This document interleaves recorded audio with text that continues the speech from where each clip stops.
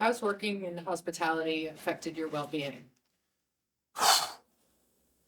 Early on, it was chaos. Celebrate Wellness is committed to mental wellness for hospitality workers through education, connection to resources, and financial assistance. Where I grew up, the stigma was if you were pretty much over 23 still working in a restaurant, it was very much like, what are you doing? Yes, there is a stigma related to working in the hospitality industry. It's literally viewed as not being a real job. So like I said, when I told you when I walked in the store, to me, it's not just a stigma, it's an epidemic. I don't think it's fair to denounce somebody's worth because they work in a restaurant. And I think this is one of the greatest institutions we have in this country. You get caught in your own head and the depression starts to cripple you without maybe even knowing it, because you might be able to show up and turn it on behind the bar or in the kitchen, but it might be masking, what's really going on behind those eyes. We all know we work nights and weekends, double shifts, whatever it may be. And that stress is something that the industry has come to expect. It's not healthy for everybody. There are things about it that are super unhealthy. I didn't know I was depressed or, anxiety, or I had so much trauma. I lost 75 pounds one summer. We worked those hours in the trenches and acted like it was a badge of honor. And you licked your wounds and you got ready for another 12 or 14-hour day the next day. And It was all about the party, drugs, drinking, staying up all night, and there was glory to that. I've experienced pretty much every role in the restaurant industry, and so I understand the stress of that. I just remember, I just couldn't get happy. And now I've felt that. I don't wish that upon anybody else. I really don't, not even towards my enemies. It's not a great place. The hard part for me is so many people don't understand what makes some people do what they do. And I don't blame my childhood or anything that happened to me for drinking, but I think that's why I shoved every feeling I've ever had in my life down. I like where I am right now. But I was a really sad kid, and I almost wasn't okay. I was really close to not being here still.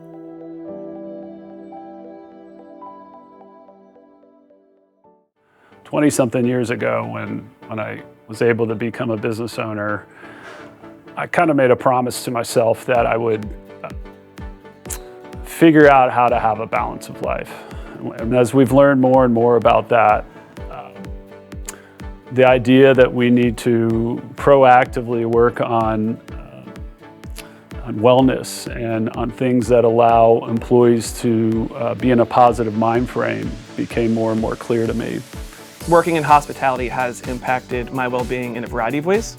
I think some have been positive, where it's been keeping me fresh mentally to reintroduce myself to countless people throughout the night or throughout a shift. The ability to make friends and have people that you can rely on and lean on to help with whatever battles you may be having along the way has been very special, I think, for me. And then I found some things, just I found a new outlook on life. A parachute only works when you open it. The one thing that truly helps is you have somebody that really cares and loves about you and actually pulls you aside to be like, hey, I'm worried about you.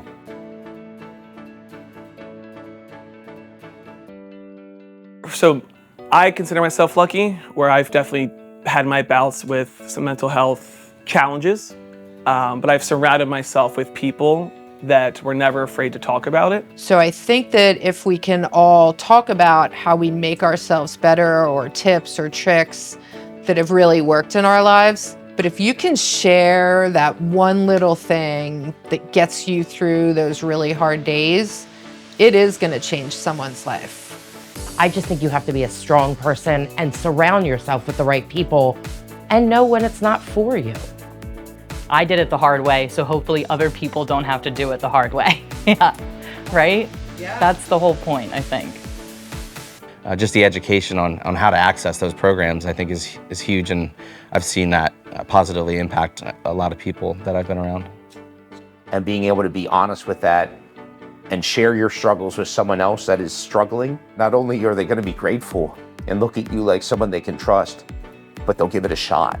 I've seen like numerous of my teammates that have opened out to mental health. So, it's definitely, a big thing that's coming along.